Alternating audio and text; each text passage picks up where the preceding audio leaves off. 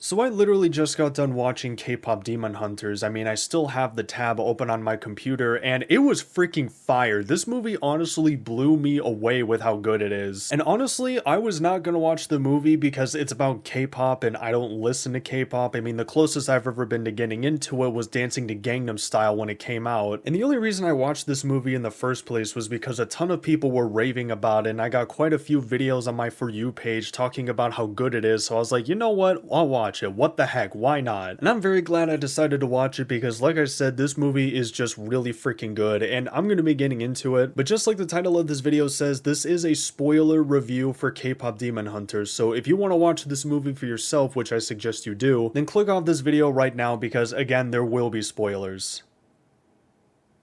You're still here? Alright, let's do this. So the first thing I really liked about the movie, and this is the most obvious one, so I'll just get it out of the way, the animation. I mean, it's brought to us by Sony Pictures, which is the same studio that brought us Into and Across the Spider-Verse, so you know they were going to be cooking when it came to the animation. And not only is it just gorgeous, but I love the facial expressions of the characters. Like, they are so freaking expressive in the movie, and it honestly makes it a lot more entertaining. But the best part is that they're not annoyingly expressive. Like, you know how in a lot of modern cartoons the characters' facial expressions will be so over exaggerated to the point where it kind of becomes an eyesore? The good thing is that in K-pop Demon Hunters, the animators did a really great job of making the characters be able to be expressive enough without it being super annoying and overdone. It's just something that I think they did very well. But another thing they did very well animation wise was the fight scenes. They're very well choreographed and very well animated, which is honestly to be expected because this film again comes from the same studio that gave us both of the Spider-Verse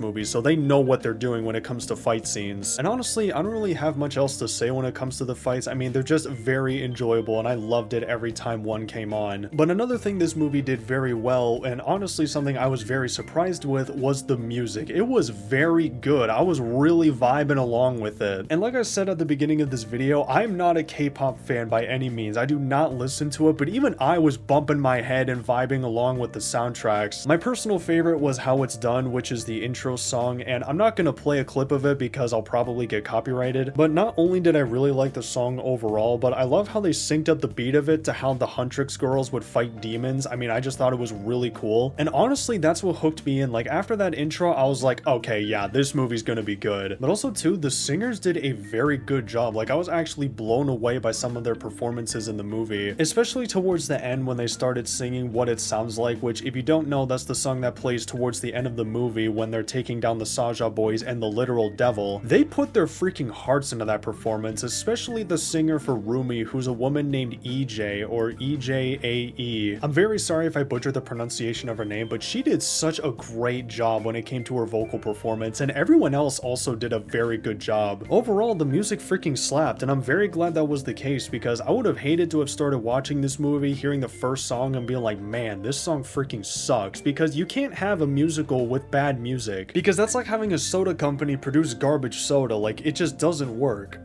Anyways, the last thing I want to talk about is the overall message of the movie. I love how it deals with shame and regret and things you've done in your past that you're ashamed of or hiding who you are. And I love how creatively they portrayed this message, with Rumi trying to hide the fact that she's part demon, Junie being ashamed of the fact that he forced his family to stay away and kicked them out of all the riches and splendor that he got from the devil. And I also like how they tackled the fact that if you try to hide your shame and your regrets, all you're gonna do is just hurt those around you, but when you start opening up about them, then you will start healing from them. I also like how they showed how the devil works, how he gets inside people's heads and uses their past against them so that way they make a deal with him. And it also tackles that little voice inside your head that say things like, you're nothing, this is who you are, you'll never get better, which is obviously how the devil operates and tries to make people feel worse about themselves. Which, as a Christian, it was really nice to see the devil and his tactics get exposed, and obviously the way to deal with him is to go to Jesus, because you cannot fight the devil on your own. Honestly, I just thought the story, the message, and its execution were all very well done, and overall, I give K-pop Demon Hunters a 7 out of 10. This is overall just a really good movie, like I've been saying throughout this video. And again, I was not expecting this movie to be as good as it is. Like, everything about it was just really well put together, and I really do hope this film gets a sequel because I would be so down to watch that. And that's gonna do it for the video.